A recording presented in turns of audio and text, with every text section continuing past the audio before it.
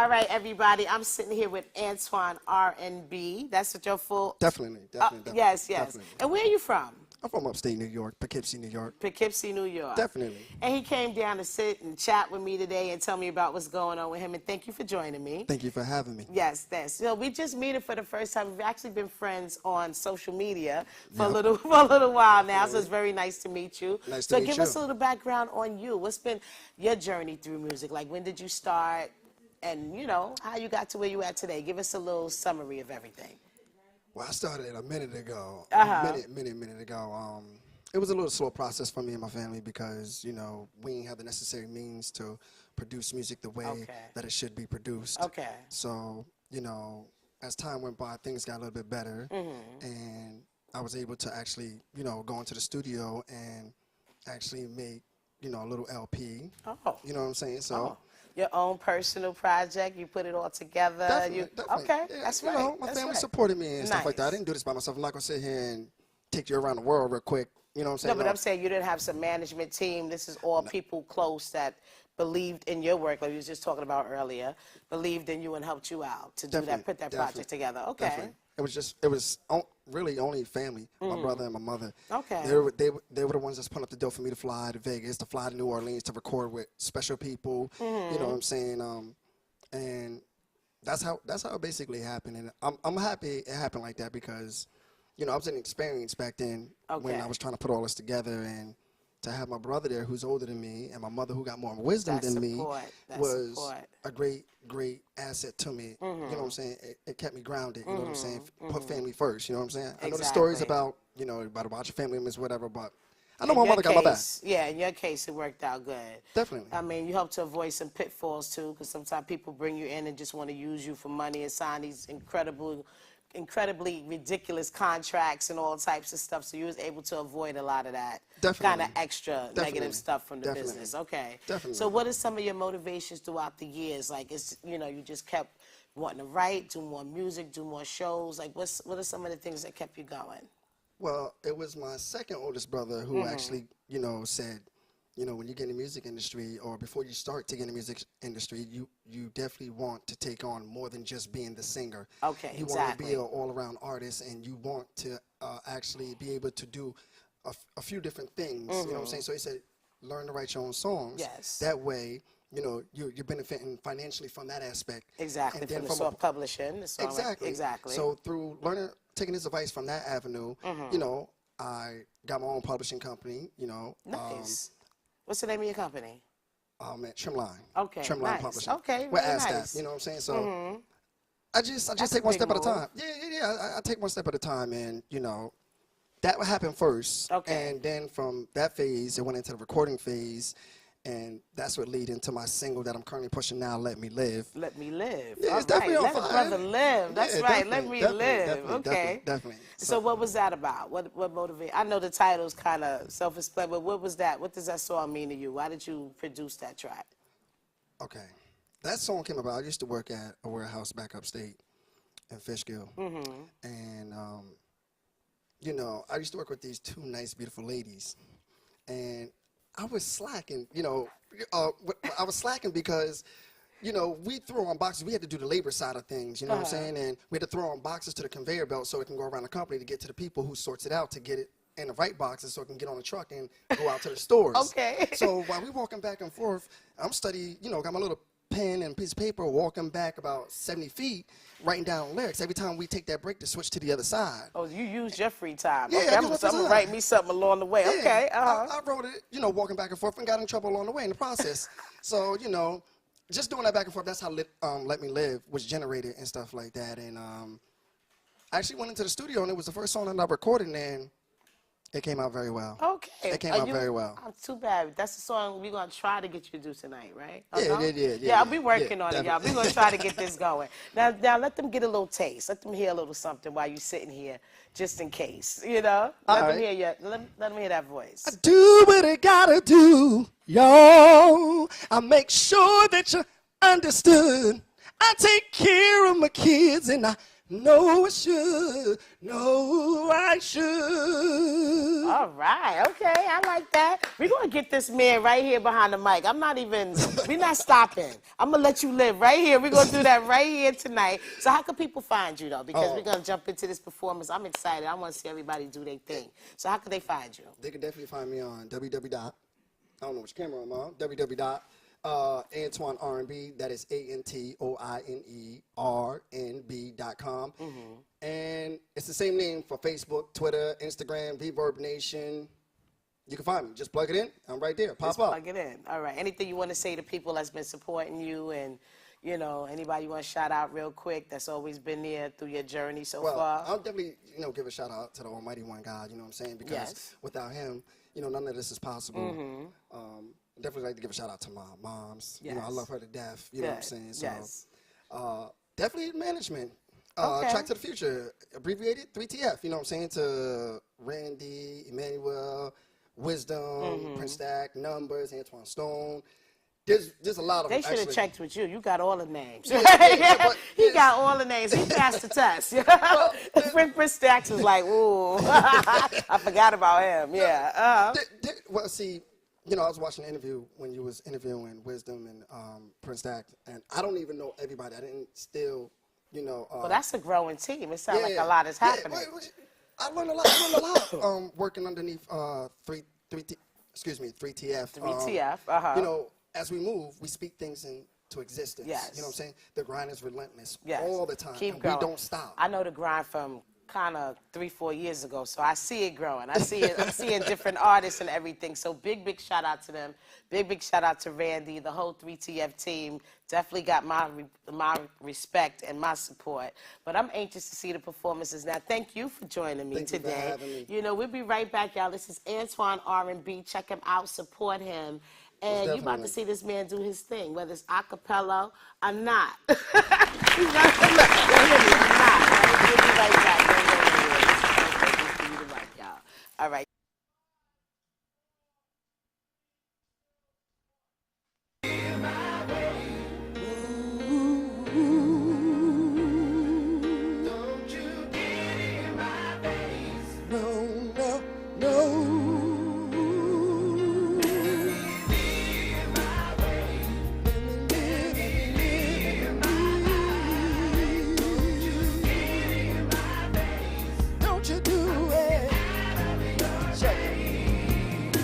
I do what I gotta do.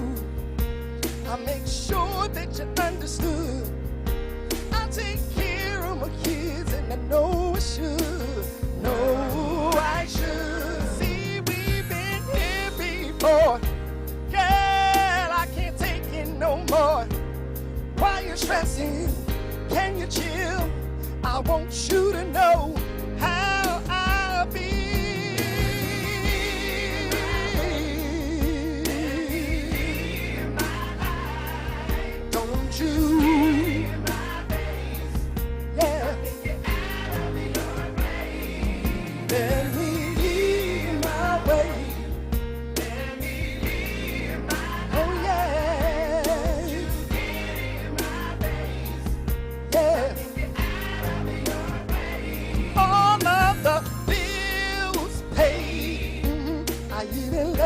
You push the Escalade.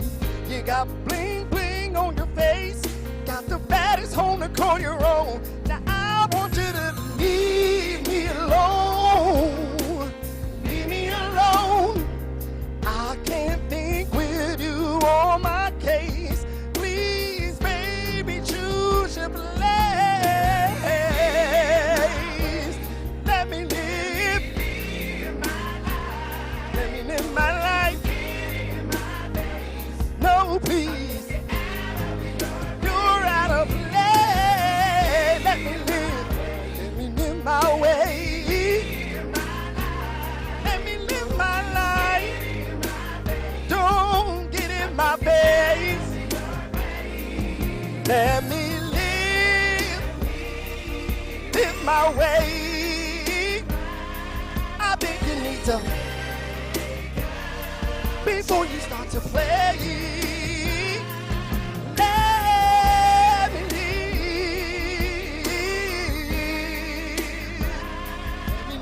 my way. How can you just play my name? Let me live. Let me live my life.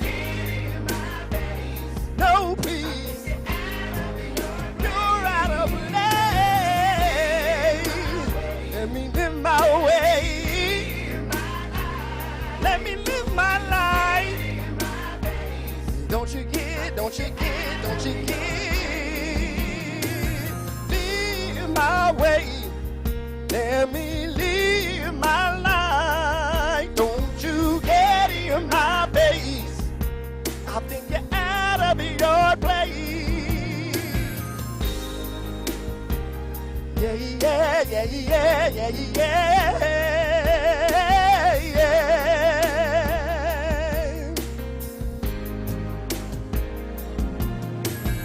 Ooh.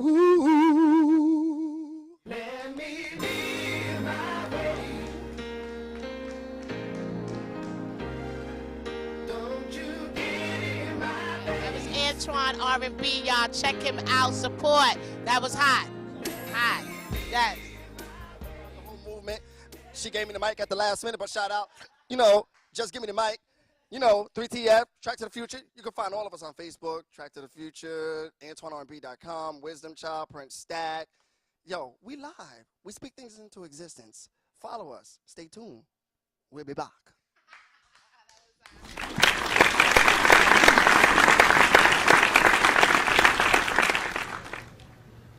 Hey everybody, this is Coco from Just Give Me the Mic.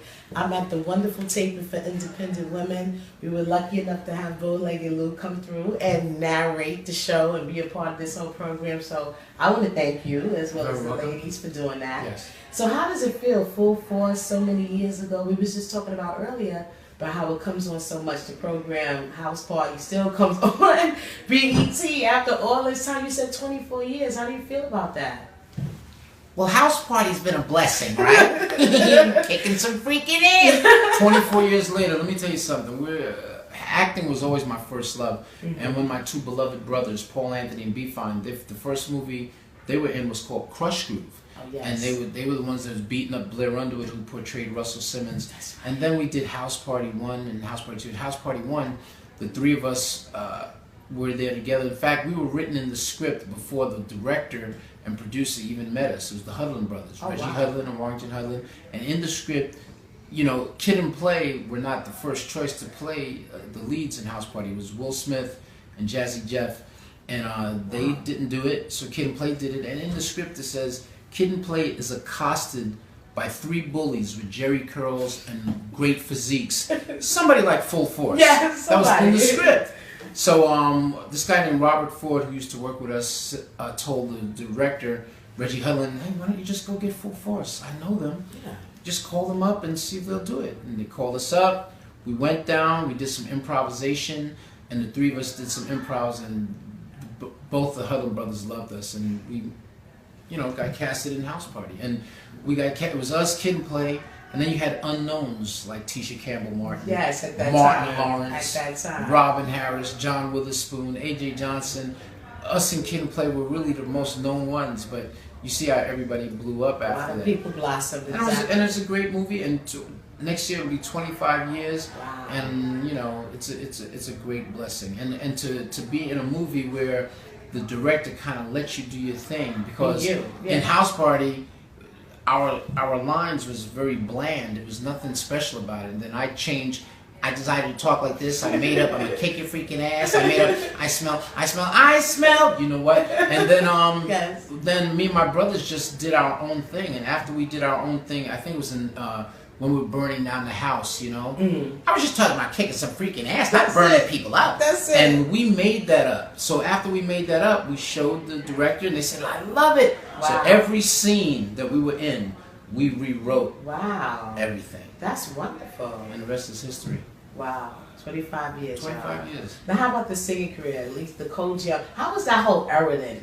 With the movies, with the music, it was a whole new movement. Yeah, it was the 80s, and we came on the scene, and the first record we ever produced was a song called Roxanne, Roxanne. Oh, yes. For UTFO. Yes. The rap group in our neighborhood, And my brother B Fine came up with that concept. He said, yeah, I think we should do a song, Roxanne, Roxanne. He came up with the name. He came up that the 3 rappers, Kango Kid, Dr. Ice, educated rapper, should be, battling to see this girl.